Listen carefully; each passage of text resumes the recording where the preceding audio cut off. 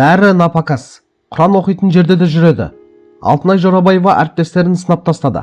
Қазақ эстрадасының жарық жұлдызы Алтынай Жорабаева той-томалақтар мен түрлі шараларға мобилографымен бірге баратын өнердегі әріптестерін сынап тастады. Әнші әр қадамын түсіріп жүретін жұлдыздарға ескерту жасады. Бұл туралы skifnews.kz ақпарат порталы хабарлайды. Алтынай Жорабаева үнемі мобилографымен жүретін әріптестеріне Инстаграмдағы парақшасында ескерту жасады. Өнер иесі әр қадамын видеоға түсіріп жүру сырттан жаман көрінетінін айтты. Осы мобилографпен жүретін жандар, қатты шектен шықпаңыздаршы, өтініш. Құран оқитын жер болсын, той болсын, үнемі бірге жүреді. Қонаққа барсаң тіпті амандасқаныңа дейін, сыйлық бергеніңе дейін түсіріп жүреді. Жаман көрінеді. Шын айтамын, желіге салғанда халыққа білінбейді.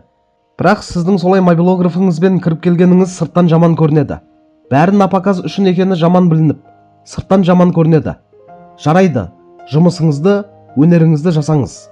Тіпті арнайы блогерлердің іс-шарасы болса да мейлі. Бірақ шектен шықпаңыздаршы. Артық айтсам, кешірім сұраймын, деп жазды әнші. Қадірлі көрермендер, Алтынай Жорабаеваның мобилографпен әр қадамын түсіріп жүретін әріптестеріне айтқан сөзі бүгінгі заманда көпшілік ойлана бермейтін, бірақ өте маңызды мәселенің бетін ашқандай. Қалай ойлайсыздар?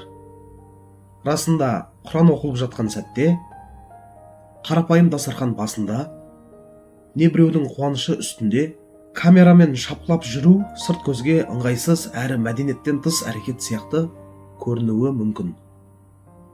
Бүгінде бәріміз әлеуметтік желіге тәуелді болып кеттік. Контент үшін өмір сүріп жатқандай күйге түсіп барамыз. Бірақ әр нәрсенің орны, уақыты және әдебі болуы керек.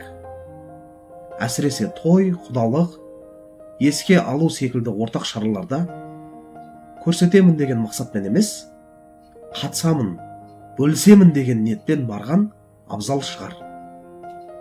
Алтынай ханымның сөзінің астарында парасат, сабыр және нағыз ұлттық тәрбие жатқандай. Осындай ескертулер қоғамды ойландыратын маңызды да шынайы дабыл шығар.